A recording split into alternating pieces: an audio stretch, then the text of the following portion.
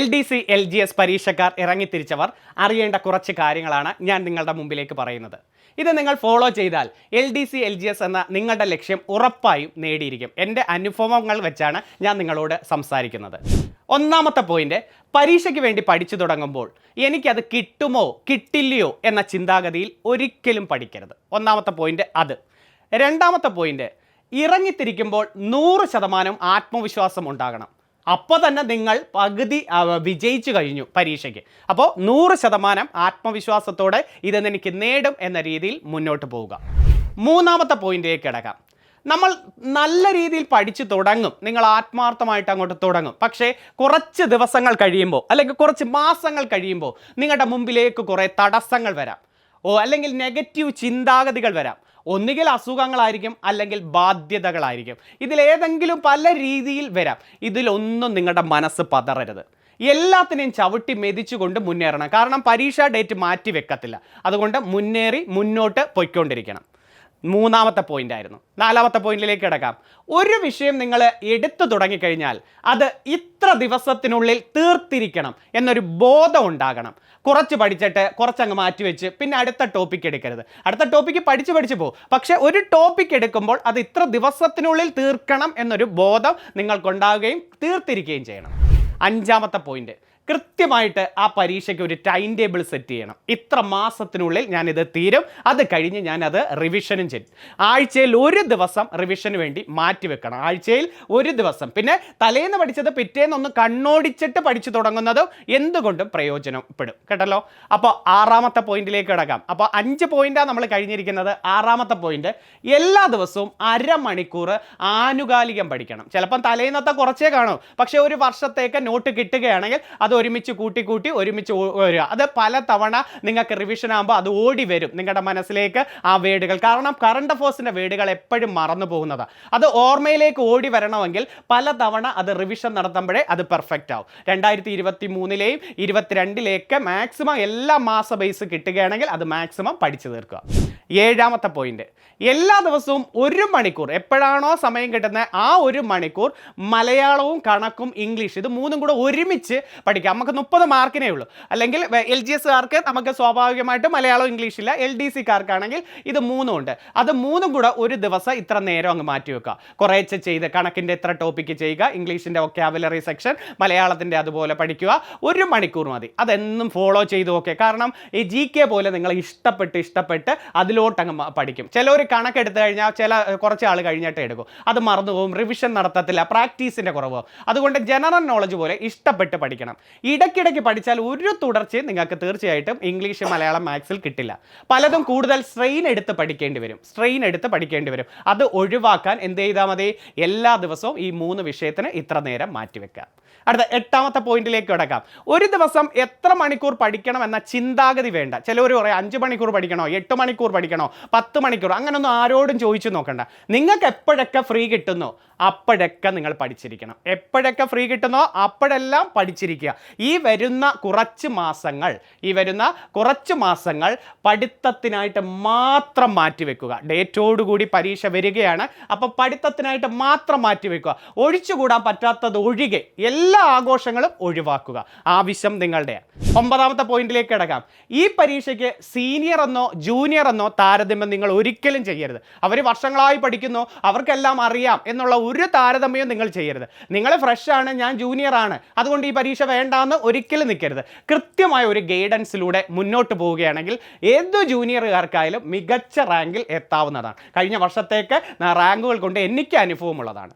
10ാമത്തെ point, നമുക്ക് പല പോരായ്മകളുണ്ടായിരിക്കും. ഓരോ വ്യക്തിക്ക് ഓരോ വ്യത്യസ്ത പോരായ്മകളായിരിക്കും. അത് ആരോടും പറഞ്ഞു നടക്കരുത്. എനിക്ക് പണ്ടേ ഇംഗ്ലീഷ് അറിഞ്ഞൂടാ, അല്ലെങ്കിൽ കണക്കറിഞ്ഞൂടാ, ഇങ്ങനെ പറഞ്ഞുകൊണ്ട് നടന്നത് അതെങ്ങനെ മാറ്റിയെടുക്കണം, അതെങ്ങനെയൊക്കെ നല്ല ക്ലാസ്സുകൾ കാണണം, അല്ലെങ്കിൽ നല്ല കൂട്ടുകാരുമായി ചർച്ച ചെയ്ത് എങ്ങനെയൊക്കെ മാറ്റിയെടുക്കാമെന്ന് വിഷയങ്ങളെക്കുറിച്ച് അറിയുന്നവരുമായിട്ട് നിങ്ങൾക്ക് വിശ്വാസമുള്ളവരായിട്ട് സംസാരിക്കുക. അങ്ങനെയുള്ള ഓൺലൈൻ ആപ്പുകളിൽ കേസ് നല്ല ക്ലാസ്സുകൾ കാണുക. ആ പോരായ്മകൾ പരീക്ഷയ്ക്ക് മുമ്പ് തന്നെ മാറ്റിയെടുക്കണം. പരീക്ഷ കഴിഞ്ഞിട്ട് റിസൾട്ട് വന്നില്ലെങ്കിൽ എനിക്ക് അതിൽ ആ മാർക്ക് പോയേ എന്ന് ഒരിക്കലും നിങ്ങൾ പറയരുത്. പലരും പറയുന്ന ഒരു ഡയലോഗാണ്, എനിക്ക് ഇംഗ്ലീഷിൽ മാർക്ക് പോയി, എനിക്ക് കണക്കിൽ മാർക്ക് പോയി, എനിക്ക് സയൻസ് വേർഡുകൾ മലയാളത്തിൽ വന്നപ്പോൾ മാർക്ക് പോയി. എന്തുകൊണ്ട്? പരീക്ഷയ്ക്ക് ഇത്രയും സമയം തന്നല്ലോ, ആ സമയത്തിനുള്ളിൽ നിങ്ങൾക്ക് തീർത്ത് അതെല്ലാം മാറ്റിയെടുക്കാനാണ്. അത് ഇറങ്ങി തിരിച്ചെങ്കിലേ നടക്കൂ. ഇച്ചിരി സമയം കണ്ടെത്തി പഠിക്കുക. ഓക്കെ, ഇനി 11ാമത്തെ ഒരു പോയിന്റിലേക്ക്, എങ്ങനെയാണ് പഠിക്കേണ്ട രീതി? സാർ എന്തൊക്കെ ഉപയോഗിച്ചാൽ പഠിക്കേണ്ടതെന്ന് ഞാൻ എൻ്റെ ഒരു അനുഭവം വെച്ച് പറയാം. പഠിക്കേണ്ട രീതി, ഒന്ന്, നല്ലൊരു ഓൺലൈൻ ആപ്പ് തിരഞ്ഞെടുക്കുക. ഒന്നാമത്തെ ഏതാണ്?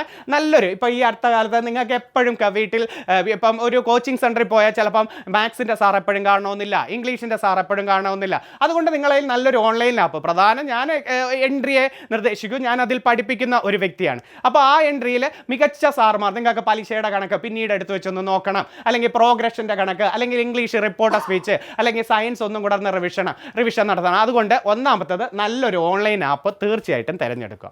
2, നല്ലൊരു റാങ്ക് ഫയൽ മേടിക്കണം. ആര് വലിച്ച് എല്ലാം മേടിക്കലില്ല, അതിൻ്റെയും മേടിച്ചു, അപ്പുറത്തെ പബ്ലിക്കേഷൻ മേടിച്ചു, ഇപ്പുറത്തെ മേടിക്കേണ്ട ഒരെണ്ണം നമ്മുടെ ഏറ്റവും പുതിയതായിട്ടുള്ള ഒരു നല്ലൊരു റാങ്ക് ഫയൽ വാങ്ങുക.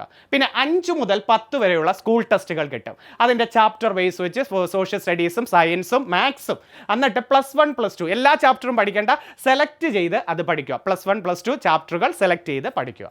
4ാമത്തത് പ്രീവിയസ് ക്വസ്റ്റ്യൻ പേപ്പർ, അതിൻ്റെ ഒരു കളക്ഷനും അതിൻ്റെ അനുബന്ധ വിവരങ്ങളും പഠിച്ചു വെക്കണം. പ്രധാനം 2023-ലും 22-ലും 21-ലും ചോദിച്ച ചോദ്യങ്ങൾ, അതിന് ബാക്കിലോട്ടും എടുക്കാം. ഈ 19, 18, 17 ഇതിലെ ചോദ്യങ്ങളുടെ കളക്ഷൻ നിങ്ങളിൽ ഉണ്ടായിരിക്കണം.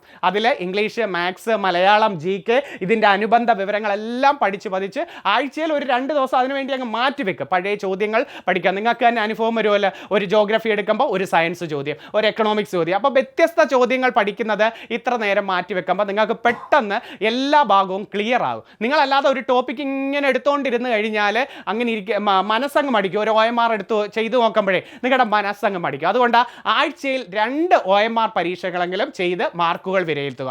ഏത് വിഷയത്തിലാണ് അവിടെ നിങ്ങൾ ഫാൾട്ട് തിരിച്ചറിയണം.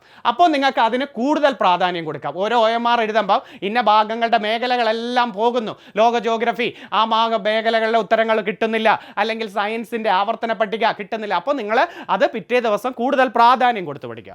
12ാമത്തെ പോയിന്റ്, ഞാൻ പഠിക്കുന്നതൊക്കെ വരുമോ? ചിലവർ പഠിച്ചു തുടങ്ങുമ്പോൾ ഇങ്ങനെ, ഇതൊക്കെ വരുമോ, ഇതൊക്കെ കിട്ടുമോ, ഞാൻ പഠിക്കുന്നതൊക്കെ ശരിയാണോ?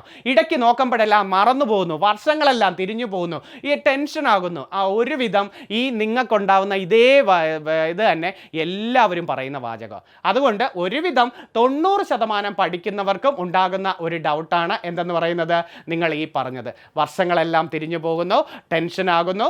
ഇത് ഒരുവിധം 90% പഠിക്കുന്നവർക്കും എന്താണ് ഉണ്ടാകുന്ന ഒരു ഡൗട്ടാണ്. അപ്പോൾ നമ്മൾ പറഞ്ഞു വന്ന പോയിന്റുകളെല്ലാം മനസ്സിലായല്ലോ. 13ാമത്തെ പോയിന്റിലേക്ക് കിടക്കാം. അതിന് നിങ്ങൾ ചെയ്യേണ്ട ഇത്രയാണ്. നിങ്ങളുടെ മനസ്സിൽ ഇങ്ങനെ ടെൻഷൻ തോന്നുകയാണ്, നിങ്ങളുടെ മനസ്സിൽ ഇങ്ങനെ ചോദിക്കുക, എല്ലാവർക്കും ഇതൊക്കെ തന്നെയാണ്. നിങ്ങൾ നിങ്ങളുടെ കൂട്ടുകാരൻ്റെ അടുത്തോ കൂട്ടുകാരിയുടെ അടുത്തോ നോക്കുക.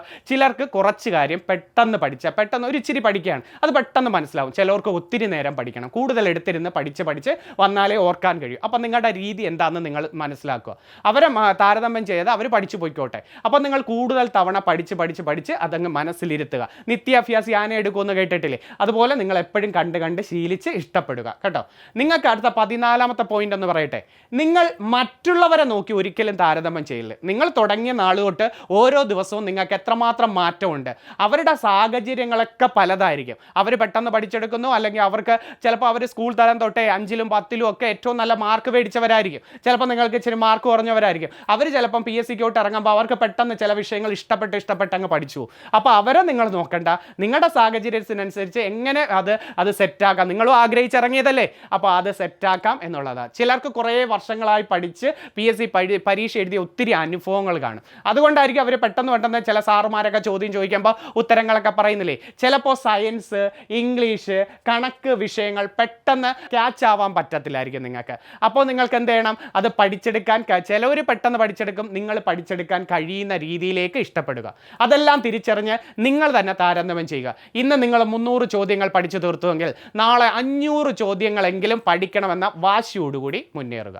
15ാമത്തെ പോയിന്റ് പറയട്ടെ, ക്ഷമയോടുകൂടി കാത്തിരിക്കണം. ഇപ്പോഴൊന്നും ഉടനെ ജോലി കിട്ടില്ല. പരീക്ഷ കഴിഞ്ഞു, റിസൾട്ട് വരാൻ കുറേ എടുക്കും, ഷോർട്ട് ലിസ്റ്റ് വരും, റാങ്ക് ലിസ്റ്റ് വരും. അതുവരെ ക്ഷമ ഉണ്ടായിരിക്കണം. പല ഭാഗത്ത് നിന്ന് ഇതുവരെ ജോലിയൊന്നും ആയില്ലേ, എന്തോ എടുക്കുന്ന, വെറുതെ ഇരിക്കുകയാണ്, വീട്ടിൽ കറങ്ങി അടയ്ക്കുകയാണ്, അതൊന്നും നോക്കണ്ട. ഇത്ര നാൾ കഴിഞ്ഞേ ജോലി കയറുമെന്ന് നിങ്ങൾക്ക് തന്നെ ഉറപ്പാണ്. നിങ്ങളുടെ വീട്ടുകാരടുത്തും പറയുക ഇത് ഇത്രയും പ്രോസസ്സ് ഉണ്ടെന്ന്. എല്ലാ ജോലി കയറിയ വീട്ടുകാരായാലും നാട്ടുകാരായാലും എല്ലാം നിങ്ങളെ കുറ്റപ്പെടുത്തും. പക്ഷെ നിങ്ങൾക്ക് ഉറപ്പുണ്ട് ആ ജോലി നേടും എന്ന് ഉറപ്പുണ്ടെങ്കിൽ കുറച്ച് നാൾ കാത്തിരിക്കുക. നമ്മൾ മീൻ പിടിക്കുന്നവർ കണ്ടിട്ടില്ലേ, വല വീശി കഴിഞ്ഞ് ചില ഭാഗങ്ങളിൽ ചൂണ്ടയിട്ട് കഴിഞ്ഞാൽ ആ ഭാഗങ്ങളിൽ ചിലപ്പം അത് കിട്ടണമെന്നില്ല, ചിലപ്പോൾ അവർ അത് വേറെ മാറ്റി പിടിച്ചു വെക്കും ചൂണ്ട. അതുപോലെ നിങ്ങളുടെ പഠിത്തത്തിൽ ഇതുവരെ കുറേ പരീക്ഷകൾ എഴുതിയിട്ടും കിട്ടുന്നില്ല എങ്കിൽ ആ പഠിത്ത സ്റ്റൈല് തെറ്റായിരിക്കും. അത് നിങ്ങൾ എന്ത് ചെയ്യണം, ഒന്ന് മാറ്റി പിടിക്കുക. അപ്പോൾ തീർച്ചയായിട്ടും പഠിത്ത രീതി ഒന്ന് മാറ്റി പിടിച്ച് ഇപ്പം പുതിയൊരു രീതി ആവിഷ്കരിച്ച് നോക്കുക, അത് വിജയിച്ചിരിക്കും. ഓക്കെ, നമുക്ക് അടുത്ത പോയിന്റിലേക്ക് വരാം. 16ാമത്തത്, വാശിയോടുകൂടി മുന്നേറുക. വാശി, ഈ വരുന്ന പരീക്ഷ ഞാൻ നേടും, മുന്നേറുക. നേടും, നേടിയിരിക്കും. ഞാൻ പല തവണ പറയുന്ന ഒരു വാചകം, നേടും, നേടിയിരിക്കും. ആദ്യത്തെ 10-നകത്ത് റാങ്ക് നേടും. നിങ്ങൾക്ക് ചിലപ്പോൾ പറയും 10 എനിക്ക് കിട്ടത്തില്ല. അങ്ങനല്ല, നമ്മൾ ആഗ്രഹിക്കുക ആദ്യത്തെ 10-നകത്ത് റാങ്ക് നേടുക. ഞങ്ങൾ കൂടെയുണ്ട് നിങ്ങൾക്കായി ഒരു വഴികാട്ടിയായി. പരീക്ഷയുടെ അവസാനം വരെയും ഏറ്റവും പ്രധാനപ്പെട്ട ചോദ്യങ്ങളും റിവിഷനുമായിട്ട് ഞങ്ങൾ വരും. പിന്നെ ഒരു അധ്യാപകരെ മാത്രം പ്രതീക്ഷിച്ചിങ്ങനെ ഇരിക്കരുത്. നിങ്ങളാണ് വാശിയോടുകൂടി മുന്നേറേണ്ടത്. 17ാമത്തെ പോയിന്റ് പറയുകയാണേ, അപ്പോൾ നിങ്ങൾ തുടങ്ങുകയല്ലേ? ഇപ്പോൾ തന്നെ തുടങ്ങുക. സ്വപ്നം കാണുക, എനിക്ക് ഇന്ന ജോലി കിട്ടും. നിങ്ങളുടെ ലക്ഷ്യങ്ങൾ പൂർത്തീകരിക്കാൻ ഈ ജോലി കൊണ്ടേ പറ്റത്തുള്ളൂ. LDC പരീക്ഷ അല്ലെങ്കിൽ LGS പരീക്ഷയ്ക്ക് തയ്യാറെടുക്കുന്ന പോകുന്ന ഓരോരുത്തരോടും എൻ്റെ വിജയാശംസകൾ ആത്മാർത്ഥമായിട്ട് പ്രാർത്ഥിക്കുകയാണ്.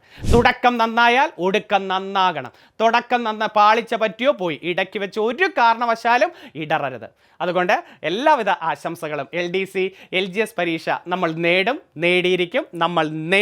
അപ്പം എല്ലാവിധ പ്രാർത്ഥനകളും സപ്പോർട്ടുമായിട്ട് ഞാൻ പരീക്ഷയുടെ അവസാനം വരെയും കൂടെ കാണും.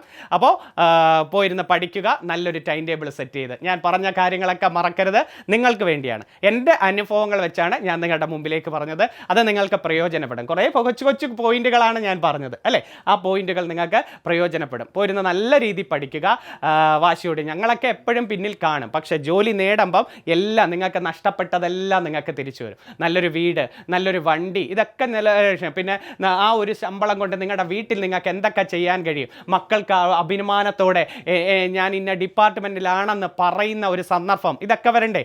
അതുകൊണ്ട് ഈ പഠിക്കുന്ന നാളിൽ നിങ്ങളുടെ ജോലിയാണ് പഠിക്കുക എന്ന കൃത്യമായി ടൈം ടേബിൾ സെറ്റ് ചെയ്ത് പോർഷൻ അനുസരിച്ച് പഠിക്കുക എന്നുള്ളത്.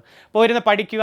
പരീക്ഷ ഇങ്ങനെ എത്തിക്കഴിഞ്ഞു, ഇനി നല്ലൊരു അവസരമാണ്. നല്ലൊരു ഡിപ്പാർട്ട്മെൻറ്റ് കിട്ടട്ടെ എന്നും നല്ലൊരു ഡിപ്പാർട്ട്മെൻറ്റിന് വേണ്ടി ശ്രമിക്കുന്ന ഓരോരുത്തർക്കും എൻ്റെ എല്ലാവിധമായ വിജയാശംസകൾ നേരുന്നു. അപ്പോൾ നമുക്ക് റിവിഷനുമായിട്ടൊക്കെ കാണാം. നന്ദി, നമസ്കാരം.